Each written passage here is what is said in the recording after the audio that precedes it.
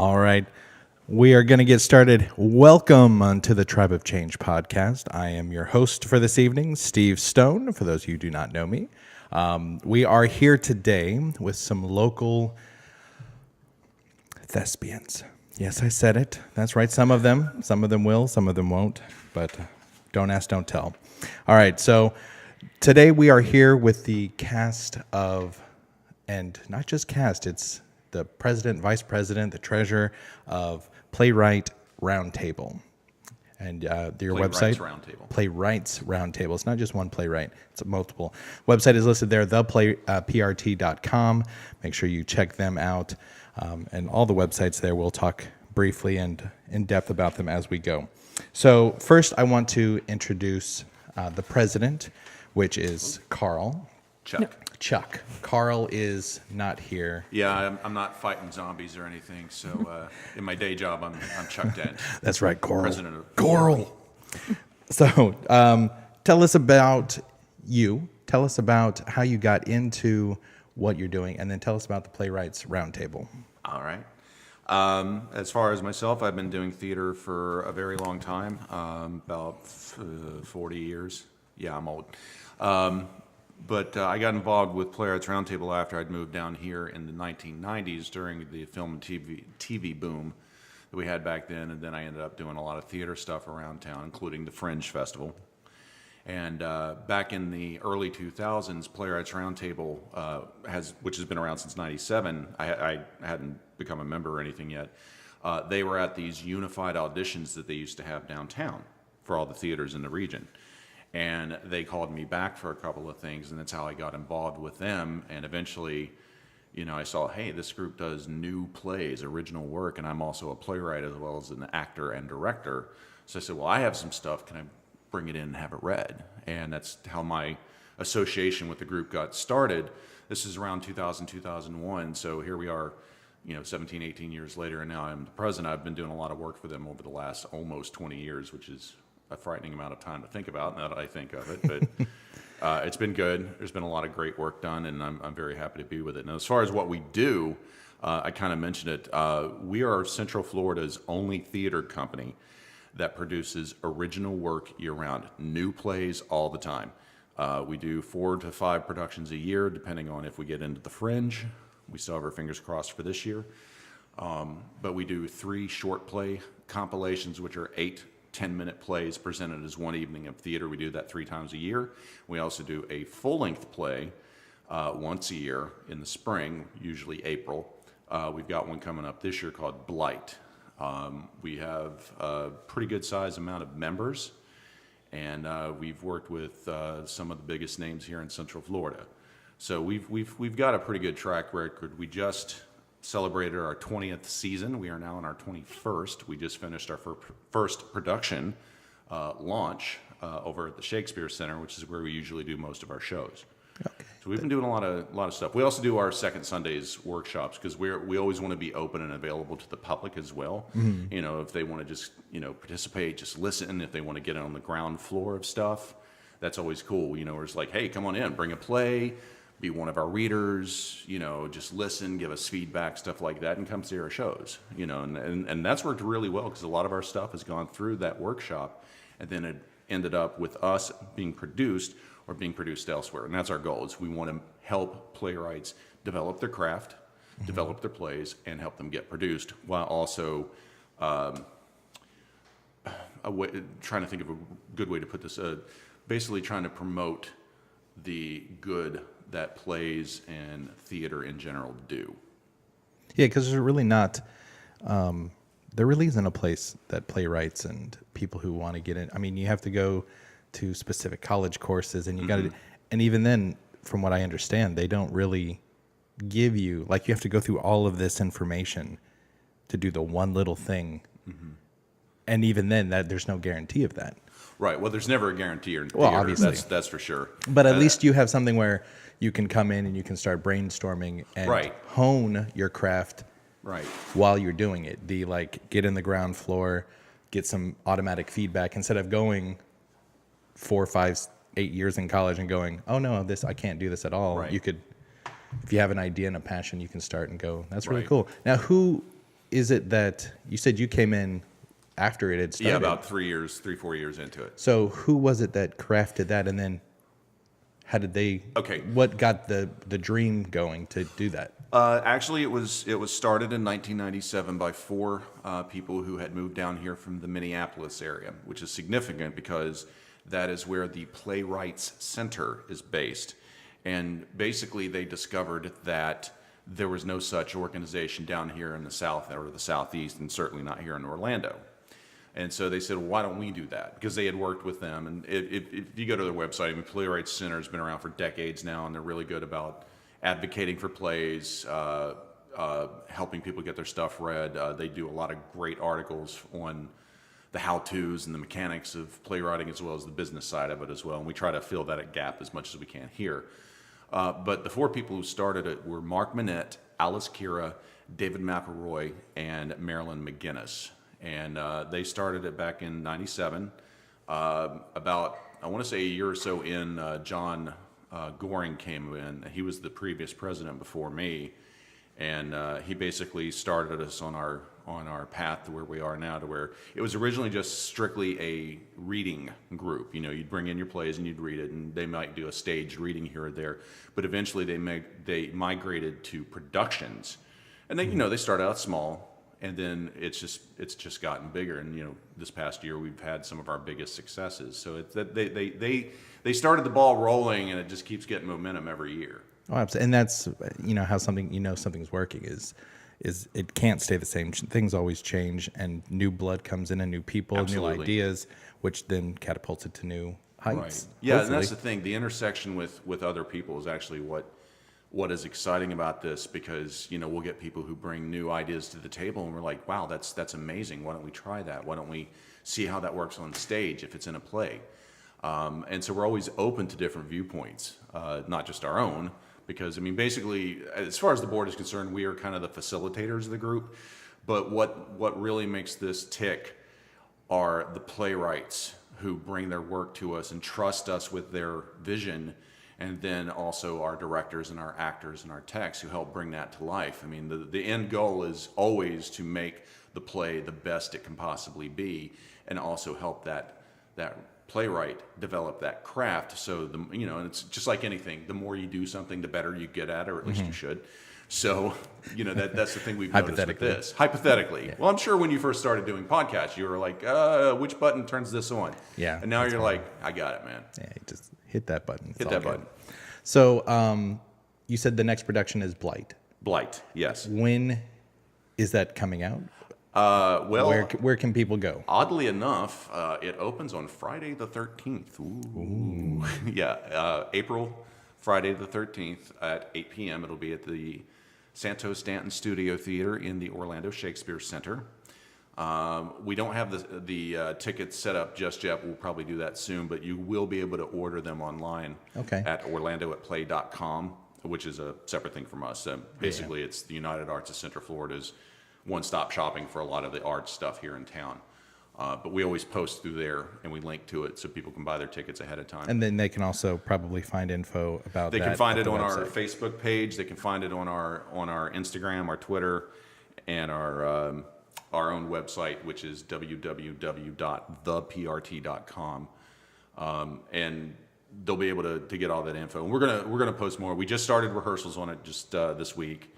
We're really excited about it. John Bavoso is the playwright. He is from DC.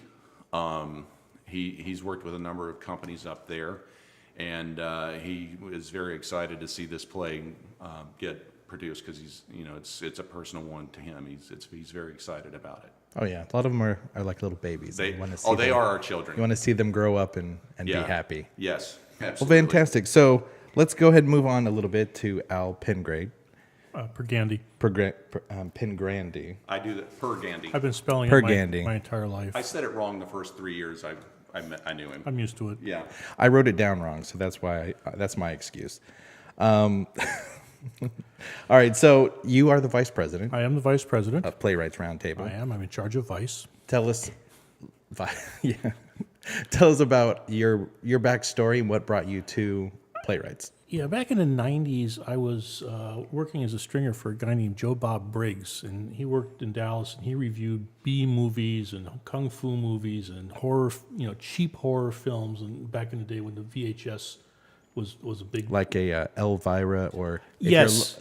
Was it Count Cool Rider? I don't know if anybody... were a number of Count people. Cool Rider was a Las Vegas guy who was he was the male version of Elvira, and he was a vampire, just rated, And so I'd have to watch these movies, and I had a little score sheet to fill out, and you had to count the bodies, count the explosions, count the breasts, and how many gallons of blood did you estimate? Did you have to count them in pairs or individually? We did it individually. Nice. That was just a policy we had. Gave you And- more time to rewind, and did we count them all? I don't know. Yeah, that led to an unpaid gig working for a thing called Ink19.com, which is basically a music publication. It's online now, and but we also covered film and what we generally refer to as culture, which was concerts and weird events that we would stumble upon. And based on that, I found out I could also write about plays, and I started writing about like Shakespeare in the Park and things like that. And after a couple of years of that, and watching a lot of weird plays, I said, I'll bet I could write a play at least as good as the worst one I've ever seen. I figured set your bar low. There you go. And so I actually turned out I could do that. And Playwrights Roundtable, I think, was my first production I think so. with Upgrade, which was a story of a young salesman who finally gets upgraded to first class on a jetliner, and he's seated next to a woman who's the wife of some valuable executive, and this is the first time she's ever flown commercial. And it was a little comedy of manners. So Coincidentally, that was also the first production of one of my plays yeah, with Love and Falling. We were in the same production. Oh, very nice. and for a few years I was working with Orange Television to film our January shorts, and we would take them down to their studios down by the convention center and put them on film. So I learned a little bit about television production from that. And now I'm, as vice president, basically what I do is I lead the Sunday workshop. So every third Sunday of the month, currently at the Fred Stone, second Sunday, it moves around a little bit. Anybody can come in, bring in a script, and we will read at least part of it, depending on how many people are there and how long the script is. If you come in with 3 hours worth of material, we're not going to read the whole thing. Here's a 300-page script that I've been working on. Can you Yeah, read, please. about that. So and I've been doing that for a while, and so we read it, and what we would do is we would go, well, okay, we read Dena's script, and what did we like about Dena's script? And what didn't work for us? And, you want to be nice, you want to be discouraging, but scripts would go out, and people would rewrite them, and they'd come back, and the words would be different, but the problems would remain. And after a while, I said, we need to be teaching people about dramatic structure and how to write dialogue and how to format and all this kind of mechanics of playwriting. And so I started doing like a little 5-minute talk on some aspect of like story structure or hero's journey. And after a while, people say, oh, I didn't make it last month. Can I get your little handout?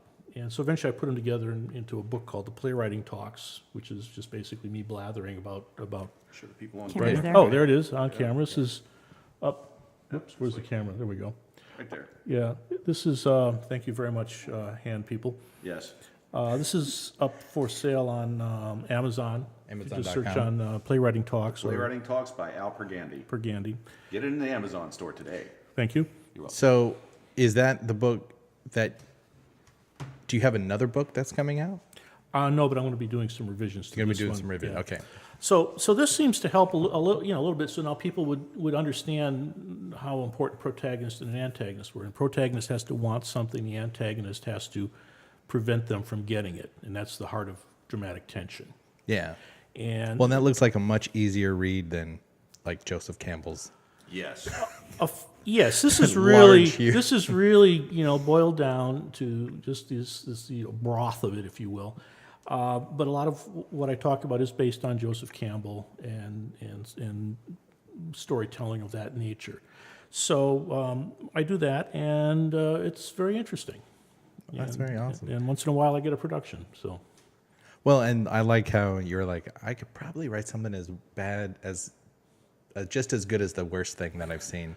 Yeah, the worst. Because He people writes try to better than write, they try to write. Well, you got to start You know. somewhere. And the one my goal, my measure in this was a play about a woman she's a middle-aged woman who wants to be an actor, and she can't portray a battered woman unless she is actually battered herself.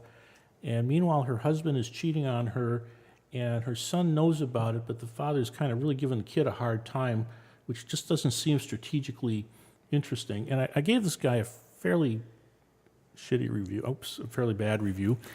And, You can use all the words here.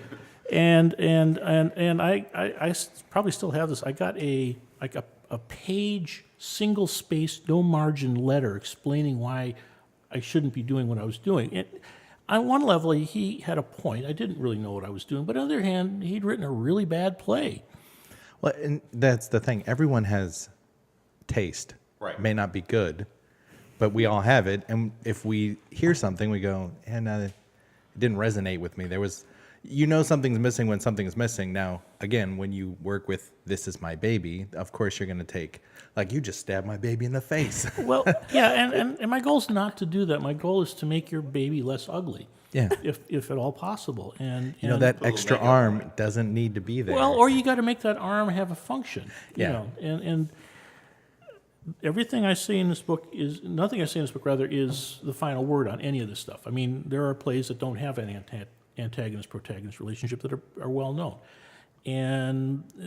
But if you don't know about it, yeah, if you don't know that you can can't break it. consciously, okay, I'm going to write a play where that doesn't exist. But if you're just sitting and you're just, writing stuff down, it's not going to get focused. Yeah. In my experience. I did a English Comp 1 in college, and the teacher had said something to the effect of, some in my mind, it came out that there was no stories where you don't know who somebody is.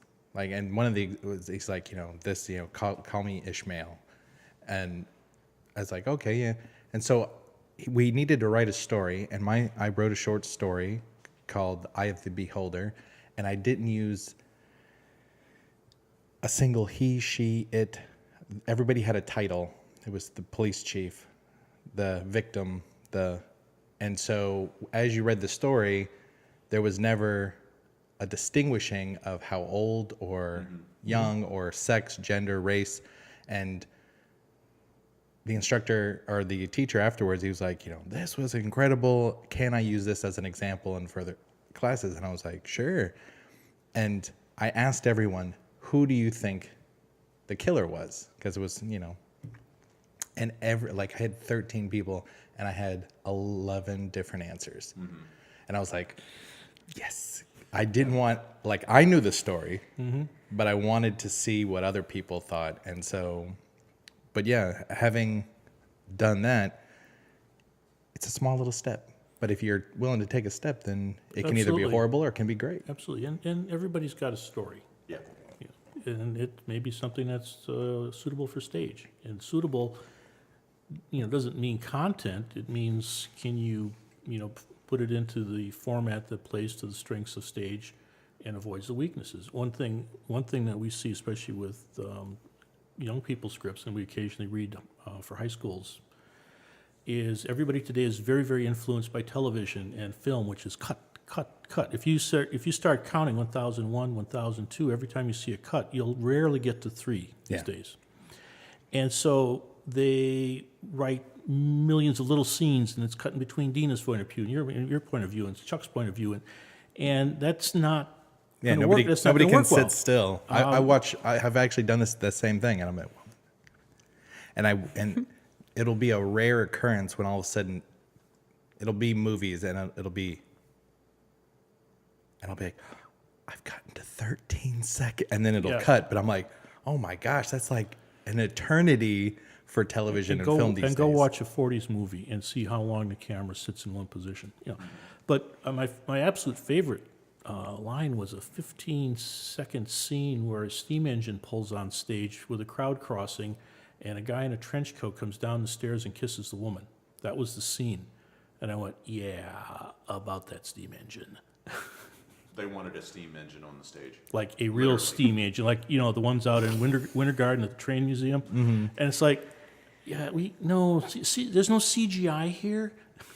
Yeah. It's Chuck and Dena and I and you standing around in our shirts reading words to each other. That's where it is. Yeah. Well, that's great. It's somewhere to start. Yes. And now you can have the vision to have it, but then you got to have the right money. people to do it bigger than that. Well, there are ways to get stuff done. I've had a couple of productions at the Orlando Fringe Festival, which is lotteried. So you just put your name in, and if they pull your name, you get a show, and you have to put it together, and it's pretty enlightening. First time I did it, I was behind the curve the entire way, and it was kind of a disaster. And after a while, I says, okay, I need to do this right away, and I better get this out of the way. And I got to get the logo because you need that all the time, and I need 16 different sizes. And, and you learn a lot about the mechanics of what works on stage, and what doesn't. Well, and that's what's great about you guys. What you're doing is because there is so much that people don't know that they don't know.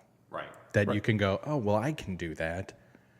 And then it's great that you got picked in and then thrown into the It's not a big secret. It's not a big secret. It's not like there's a secret society of, if you're one of the guys, you get in, It's just the mechanics of getting people, making them get along, getting them off book, as we say, getting your set so it's reasonable, getting it advertised, all that. It's just... Well, and a lot of it are different pieces that aren't important to playwrights. Right. This is not, I don't want to go on Facebook and post, we're having I don't want to, I'm not a promoter, I'm not a designer, I'm not an event coordinator. I write plays. Right. But I have to learn, or I have to have a group of people that have gone through this and done it. So that's great. But that brings us to, you get in the playwrights, you get the new people, and then you get a show. And that brings us to Dena Flowers. Glad to be here, Steve. Glad to have you. Good to see you. You It's been too long. It has. I know Dena from dancing. And I've been abandoning my dancing lately for other endeavors. She has. Because she's been busy writing plays and stuff. So you have a production coming up. I do. It's the way this is all panned out. I'll have to stick with the theme here. Back in the 90s. Yeah, tell the audience about you and then how you got connected with them and your production. I was in grade school, but... You were born, yes, I'm going to go out on a limb, from a mother. It's true. Okay, fantastic. But the beautiful thing about a situation like this is eventually you get to work with your mentors. And that's meant the world to me. My involvement with theatrical, with performance art, it's been a slippery slope, starting with pageants and modeling and dancing. And then I started getting involved in theater because honestly, sometimes you just need a certain look. And they needed a certain look for a production of One Flew Over the Cuckoo's Nest. I ended up with the role after an audition. And then I started working with companies like PRT, which I always admired. And when that happens, when you're around creative people, it ends up making you better, making you stronger, making you want to do more. So within this last 2 or 3 years, not even, I worked with PRT as an actress. I did choreography for them for one of the summer shorts. In between the pieces, I did little vignettes. And I was inspired to launch my own production company, which is Hardly Working Productions. You can see the logo. The logo's right there. Right here. My website is brand new, hardlyworkingproductions.com. I am co-producing with Homicidal Orphans, putting up Shakespeare's Ghostbusters. Now, are those actual homicidal orphans, or is that a production company of something? It is a production company. Okay, that's good. I'm co-producing. If you knew homicidal orphans, we would have to talk. That's very 'cause true. You should report them. That's very true. So the Shakespeare's Ghostbusters was originally done in Toronto by the Coincidence Men. We picked it up. We're doing it at Orlando Fringe. Our hashtag, one of them is Who Wilt Thou Call? It's going to be a lot of fun. But as far as what we're working on today goes, I was working on another Fringe production. Fringe is kind of like the measles. Once you're exposed, you always have it, and you get the bug. So a few years ago, I was working on another Fringe production, and a friend confided something in me, and that made me write Seeking Dignity in one night. And I've been presenting it to PRT on the second Sundays, and all of the feedback I've gotten has been invaluable. This is going to be a really great tool starting our own podcast from this point on. in getting a wider audience for people to work with to get feedback for their shows. I was also fortunate enough to be added to the board of PRT. I'm their treasurer. That's all within the past couple of years, just because it's so exciting and there are so many people that inspire you. Absolutely. So here we are. We're going to be reading Seeking Dignity. Fantastic. And that's what I wrote. It was very rough at first, even though I only wrote it in one night. Big surprise. That's usually the way it works. You write something once, and then it's like, oh yeah, we gotta sand this down here, because always get those rough edges. But again, that's why it's great to have bouncing boards. Yes. I wrote my own comic book graphic novel. It's been 5 years in production. If you read it 20 years ago, it'd be like, this is the cheesiest, stupidest thing. Hopefully it's gotten better in those years. But I had bouncing boards with my cousin and my brother, and we've gotten a lot of cheese out and made it original, hopefully. Less cheese, more meat. Perfect. Exactly. So that's great. Now, Seeking Dignity, give us a little bit of a backstory. Well, one of my friends likes to say that a theatrical production is like a love affair. It's very intense, it's very short, it burns bright, and then when it's over, it's over. And you have fond memories. Sometimes you have a few not so fond memories. In the production I was in a few years ago, someone confided in me that as a child, he survived abuse. And I asked him, as an adult, as a strong man, have you thought of confronting this person? And he said, no, what's the point? What would it serve? And it got me to thinking what that would look like, what a scenario like that might be. And I drummed up the show, and it's gone through a couple drafts. I'm really looking forward to the feedback I might get from this podcast. It's in a good place right now, but I think it could definitely be better. Fantastic. All right. So what we're going to do now is we are going to bring in 2 actors, and they are going to read part of Dena's script, Seeking Dignity. So we're going to go ahead and get them. No, they're reading it's short. You're reading the whole thing? It's a 9-minute show. Okay. So and I didn't even know that short shows like that could exist until my involvement in PRT. Fantastic. So what we're going to do is we're going to take a little slice here, and we're going to get them over, get this going, and then you will see right here a live presentation of Seeking Dignity. So stay tuned. We'll be right back. All right, everybody, we are back. Ta-da! And we are here with Carol and Gary, and they are going to be our thespians for the evening reading Seeking Dignity. So here we go. Thank you very much. And I will be reading stage directions so you can get a feel for some of the movement and stuff like that. All right, we are reading Seeking Dignity, a short play by Dena Flowers. The setting is a home interior living room, kind of like this one that we're in. The time is the present day. Our characters are Darnell, played by Gary Norris. He's male, 60 plus, physically weak in appearance. Do what you can with that. Yeah. And then the friend is played by Carol Palumbo. She's female, under 40, innocent but competent in appearance. I'll do my best. Do your best.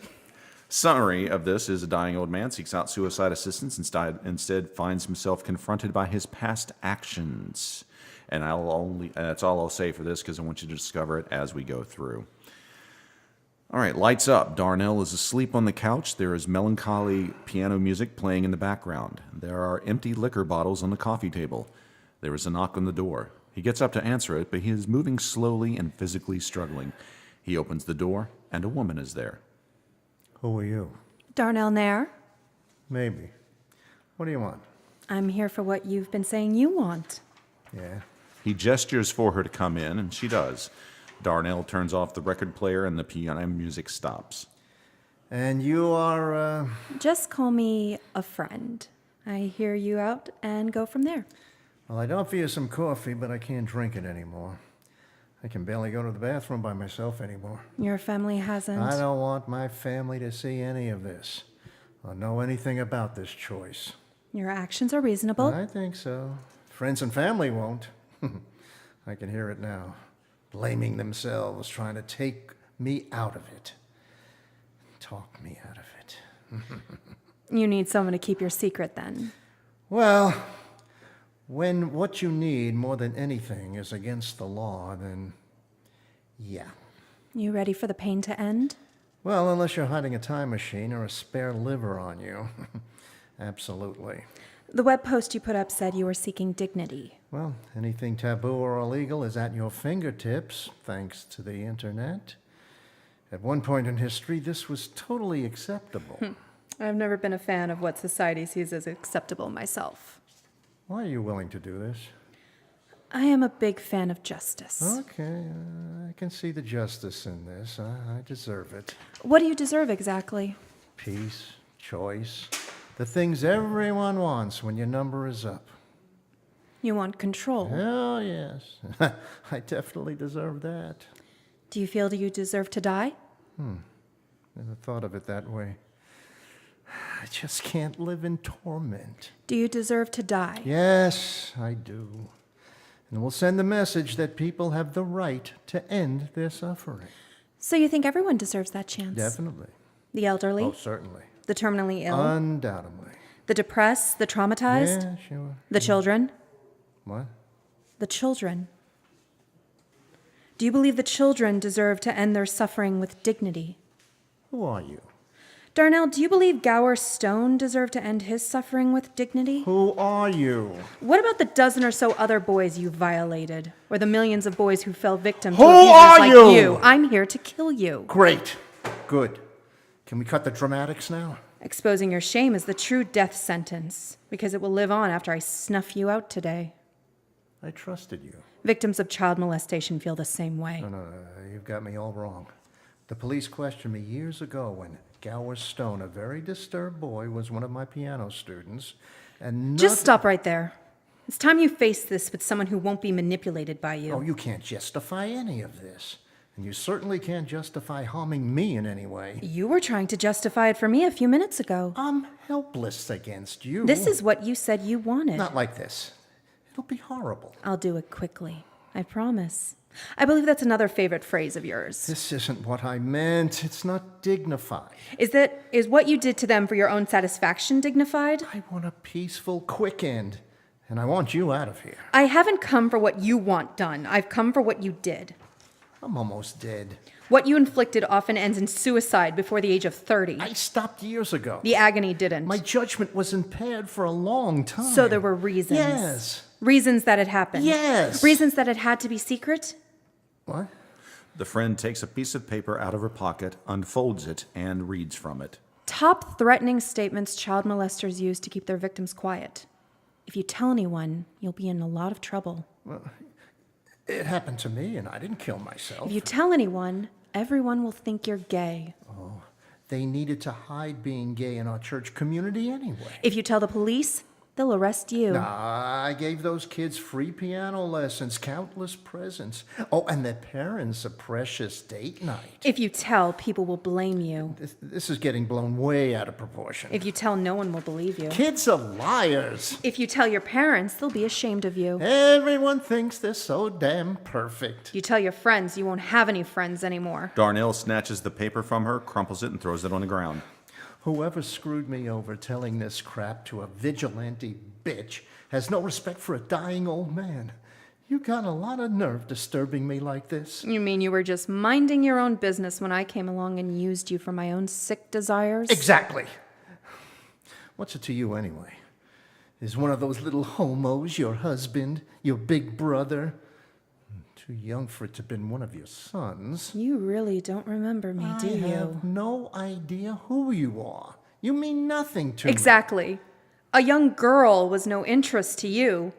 Right next door, witnessing so many things from her bedroom window and said nothing for too many years out of fear and shame. That's...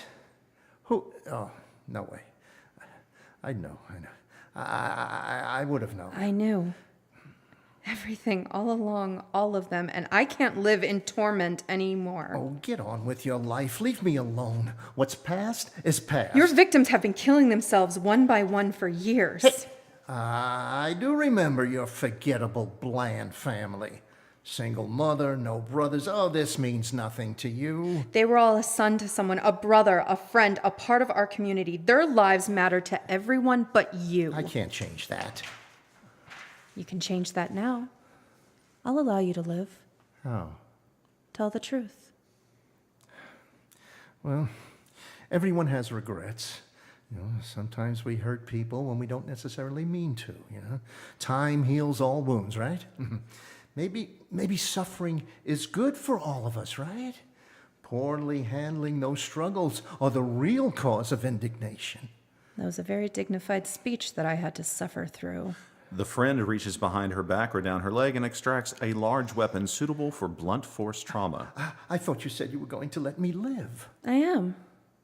But it will be a life without movement, sight, or hearing. The friend strikes the weapon on a piece of furniture and makes slow, deliberate movements towards Darnell.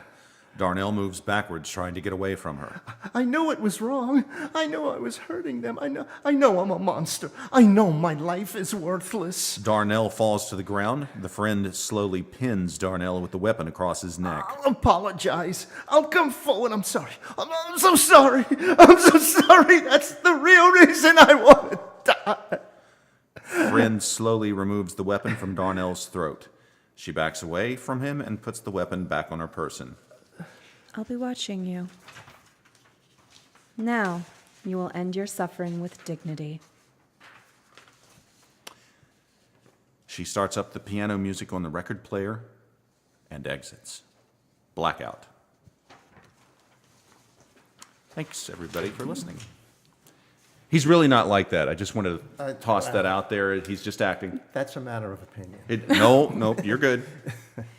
So, Carol, tell us about your production coming up at the Tampa Fringe. Oh, well, mine is the first production of my production company that I started called Downstairs Lady Theater Productions. Get the joke. It's called The Early Girl, and The Early Girl is a play that is set in a small town brothel, and it revolves around the lives of 6 young women who have all decided to work in prostitution, and it breaks down the glitz and glamour of the sex industry and really shows you what these women are about and their relationships with each other. In the case of some of them are working to take care of children because they're single mothers. Some of them are there because they really have no place else to go. Some of them make the mistakes of actually falling in love with their Johns. So it's been a great eye-opening experience for all the girls. I love getting messages from all of them every day telling me, so I was just researching this about prostitution back in the day. Did you know this fact?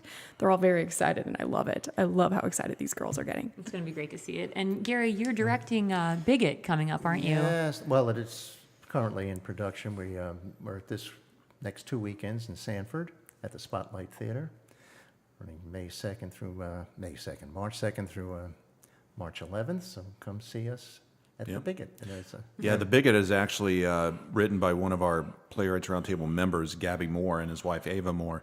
They are emigres from Israel, and they have done an amazing job with this play. I mean, they've been doing it in several locations around the U.S. New York, Colorado, and they'll be in Fort Lauderdale. Fort Lauderdale, spring. yeah, and they've been selling really well. And so we've been helping to, Yeah. get the word out about it. And that's one of our things is, we're always helping our members to promote their work because, that's that whole rising tide lifts all boats type of thing. We think if we help other people, it helps everyone. We always need more art and more theater, whether it's here or anywhere else. And so the more that we can help people succeed in that, the more we feel it helps theater overall succeed. Yeah, and they're local as well, those writers, right? Yes. Well, Gabby. Well, they've moved here. They're snowbirds, kind of. Yeah. Yeah, well, that's still From New Central York, Florida. It's right. exciting, Yeah, and we're fortunate we can bounce these ideas off each other.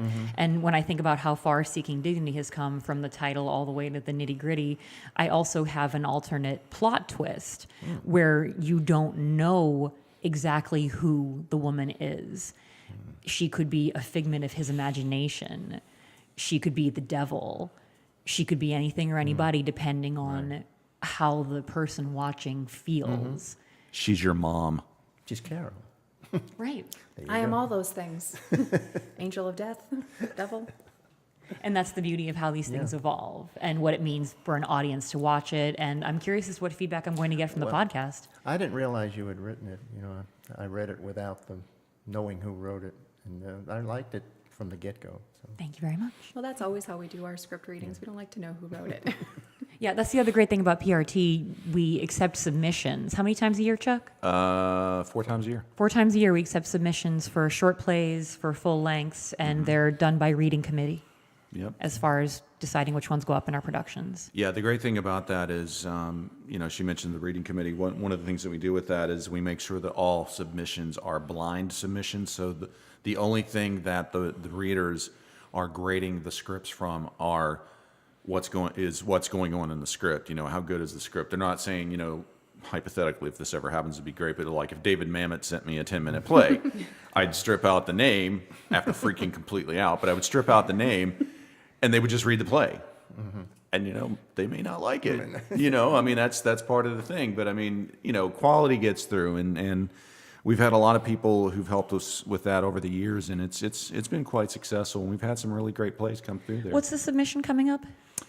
We have our next one is going to be April 1st through May 1st. It is going to be for summer shorts, which we'll have some special announcements about here in the very near future.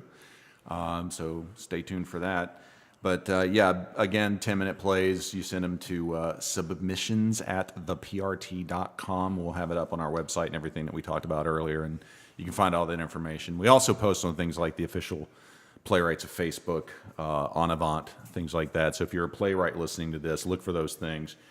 And people have been pretty happy with our productions. We do a mix of local, which is how it got started back in '97. It was local playwrights. To give them a place for their work. And then it's become more national and even international. We've done plays from people from Singapore, from Australia, from South Africa. I directed one from a woman who lived near London. In England, yep.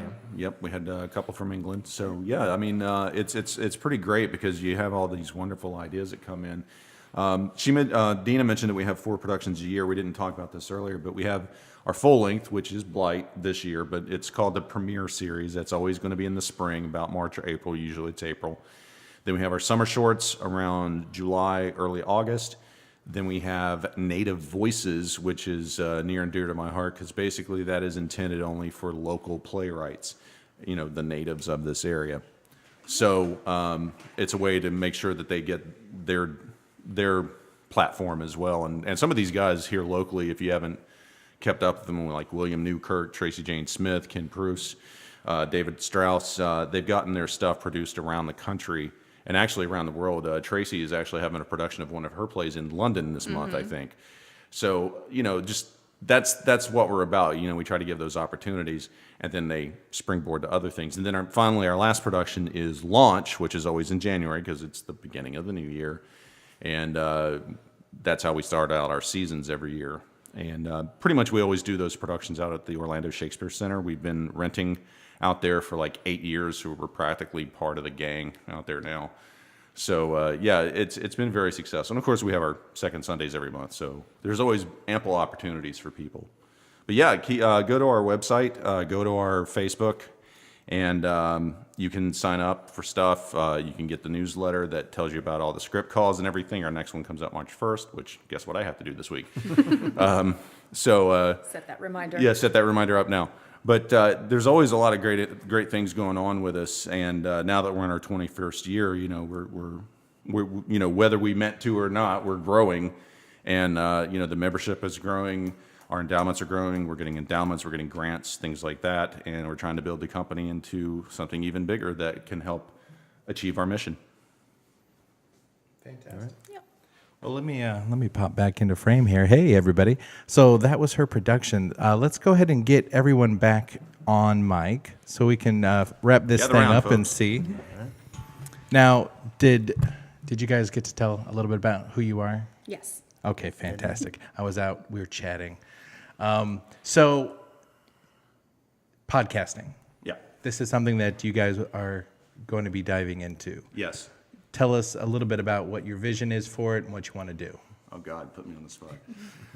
Well, I kind of came to the board with this idea a while back because we go down to a thing every year called City Rights down in Miami. It's a convention for playwrights and production companies, and it's great because there's all sorts of people that are like Susan Schulman and people from the Woolly Mammoth Theater up in D.C.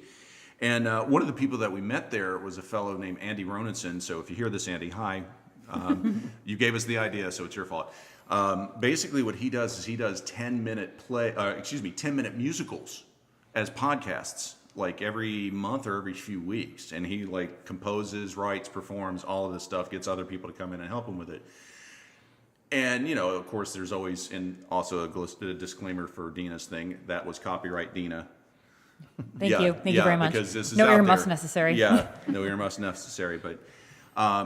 And he puts that stuff out there. I said, kind of a great way to engage with people now, because look how popular podcasts are on everything, on podcasts, TED Talks, things like that.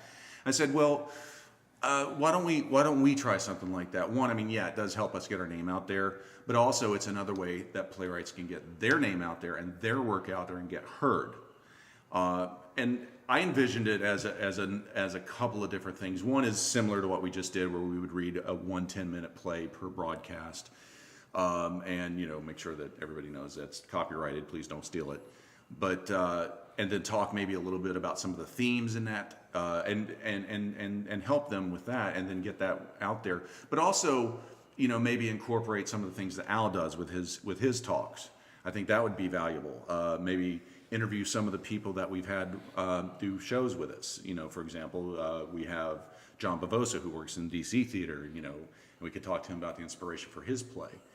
Like last year we did a play on about Dr. Francis Kelsey, who was instrumental in the FDA and everything. It's a long story, but basically it was a great play, and we could talk about how all that got started, things like that. So we look at it as a service as well, but also just an interesting thing to do for playwrights and for theater people. Well, I feel like I haven't looked it up, but it seems like that there would be a nice niche for that, because it doesn't seem like, at least anything I've ever heard of that kind of podcast being out there, where people can possibly even submit, if they aren't in the state, maybe they can submit some stuff and say, hey, can I be on your podcast to do our thing? Right. To get the feedback. So Right. you could expand it beyond. Yeah, I mean, we have our baseline ideas right now, but I mean, just like anything else, I'm sure like with your podcast, they've kind of grown beyond what you originally thought, and it became a bigger thing, So, of course, we would encourage feedback, things like that. We could talk up the various playwrights if they're not from here. Say, go see the show over in Detroit or wherever it is. I think you had a production somewhere in Detroit, didn't you? I've had productions in a lot of places, but not Detroit. I did Austin. I had been to Toronto, New York, Chicago, some little dink town in Connecticut. Hey, I'm from Connecticut. Well, Hey, you weren't from this town because it was too small. Okay. But yeah, that's the whole thing. I mean, just again, spreading the gospel of playwriting and plays and theater. And I mean, we haven't really looked at whether there's anything similar to this as far as theater. I'm sure there might be something. There's probably something, but yeah, I'm sure somebody out there is smart enough to get the idea to do something like this. But he said, let's put our spin on it. But there's 3,000 podcasts about fitness, so Right. Yeah. even if there's I I think I'm listened going to to at break into least 7 that. about murder mysteries, so Right. Exactly. Exactly. So I did have a question. You guys are going to go into the podcasting. Have you done, or do you have plans to take these shorts? Because again, they're only 9-10 minutes long, maybe a little longer, a little shorter, and put them in different platforms like video. You do theater productions, filming them, putting them on, start your own YouTube channel and promoting people that way as well. Well, actually, we already have a YouTube channel. I want to say it's the PRT Florida YouTube channel, PRT FL. But yeah, you just search it on YouTube. You'll find it pretty easy. Is it on the connected to the website? Yeah. So yeah, check Yeah. out the website, theprt.com. It should be. Looks at David. Yeah, in the other room. It should be. But yeah, it's out there. And Al mentioned earlier we do the stuff with Orange TV, or we did the stuff and then they changed their mandate, so we're not really able to do that with them anymore. But we're in talks with some people to do some more filming of the short plays. Now we do, as part of our commitment to our playwrights, we try to get photos of their productions and videos.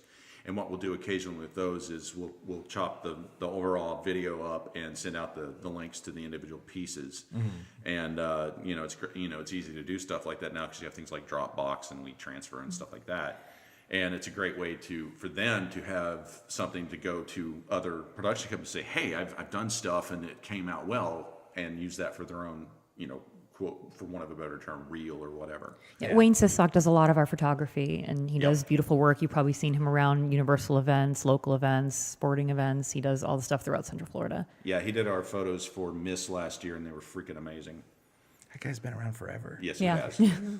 I remember hearing his name in the late 90s when they're like, oh, you get photos, that's who you want to go Yeah. to. Yeah, And he's been my personal photographer for a number of years now. Yeah.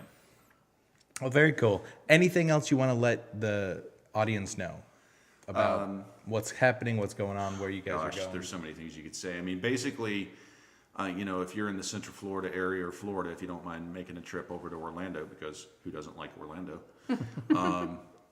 Come check us out. There's a lot, not just us, but I mean, there's a lot of great theater and theater people here. I need to look at the camera. Hi. Everything I just said, but now I'm going to continue. Come over and visit Orlando. See what we've got to offer. Like I said, we do our shows quarterly. You can find all the info on our website, but make it like a few days and go see some other shows as well. Go see us, go see Breakthrough Theater Winter Park, go see stuff at the Shakespeare, at the Rep, Greater Orlando Actors Theater, something like that. There are a lot of amazing people here in Orlando and a lot of amazing companies that you maybe not have heard of, but they do great work. And, we're all interconnected. It's a small enough city that we probably appeared in each other's shows a number of times.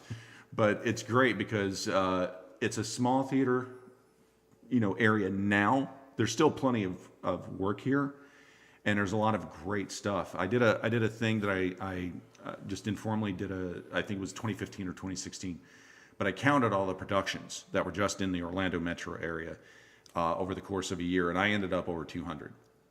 And that's an amazing amount of work for a relatively small theater market.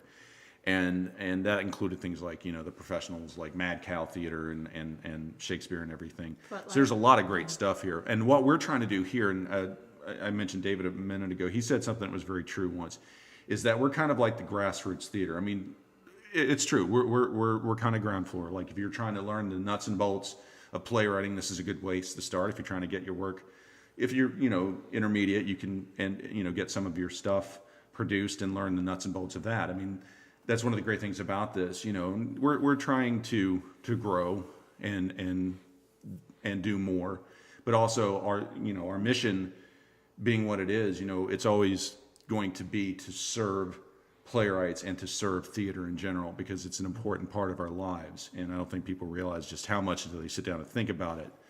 And so I think it's really great that we're able to do that. So yeah, come on and check us out. Check our website, check our Instagram, stuff like that. We've got photos from this tonight up there, and be looking for our podcast. We're very excited about it. We think there's going to be a lot of fun stuff that comes out of it. And if you have ideas or stuff, you can send stuff to info@theprt.com. And we'll think about it. We may incorporate some of your ideas because we're very excited about it. We think it's a great step forward, and it's a great way for theater to engage the 21st century because you have to. You have to meet people where they are, and I think that's the place to meet people now. I'm not a playwright, but I want to plug the actors and directors. We're Yes. always looking for actors and directors. Oh yeah, And always. crew. Are And you a crew member? Do you Come join us. Do you like picking up couches that look like they're from the 1960s? Never We've write got a 'em. couch into a play. Or a bed. Trust me. Or a bed. Don't write a bed into a play. Or a train. Or a train. All very true. Everyone's outside on benches or seats. Bare Hey, stage. you know what? That makes it easier. But to Gary's point, yes, he's right. We're always looking for volunteers. We always have we also have auditions for our stuff. We do the full productions, everything. So we have those auditions quarterly. There's a lot of opportunities for networking, and there's a lot of opportunities also just to make friends, because I know people who've met doing PRT shows that have been friends for years. Most of the people, quite a few of the people that I know that I've met through PRT, I've been friends with for like 15 years. Yes, Steve, a typical production is 8 different shows. So you're that looking we at have. anywhere 24 to 40 So- people. Yeah, so you have like actors networking with directors. You have at least 8 directors and Yeah. 20 some actors. Well, that's awesome because there's so many.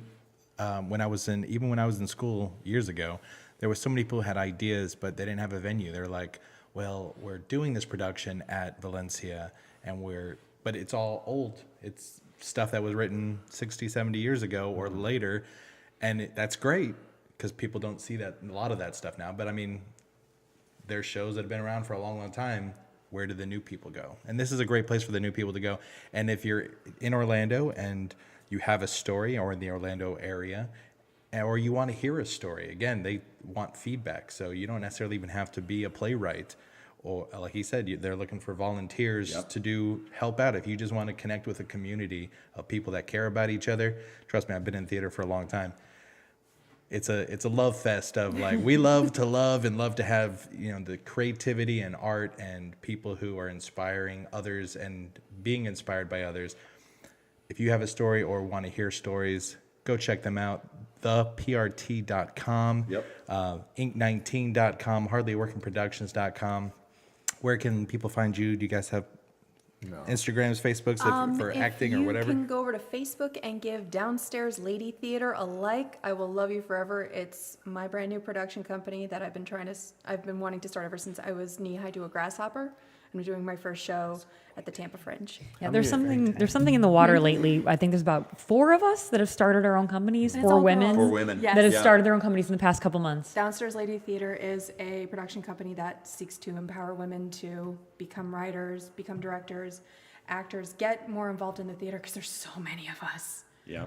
And I wanted to create a production company that empowered women to say, this is a show I've always wanted to do, I've always wanted to be in, but I was told I couldn't do it, but I want to. Our motto is, we're for people who got tired of waiting for the light at the end of the tunnel, so we decided to light that bitch ourselves. I think I've seen that post somewhere on Facebook. You'll be seeing it. You'll be seeing it around. I love the quote. Somebody said, I don't know who said it, but they said, whoever said you can't do that was telling you their limitations, not your limitations. And I was like, oh, that is good. Yeah. And I don't know who said it. Google that, people. Let us know. But check them out. Keep tuning in to the Tribe of Change podcast.com or Tribe of Change on adamlowry.com. Check out the Cognitive Rampage and support all these people, whether you are in theater, want to be in theater, like theater, just like people who are creative. Go check them out. We appreciate it. Thanks so much, everybody. Have Thank a you. great everybody. night. Thank you, everyone. Bye.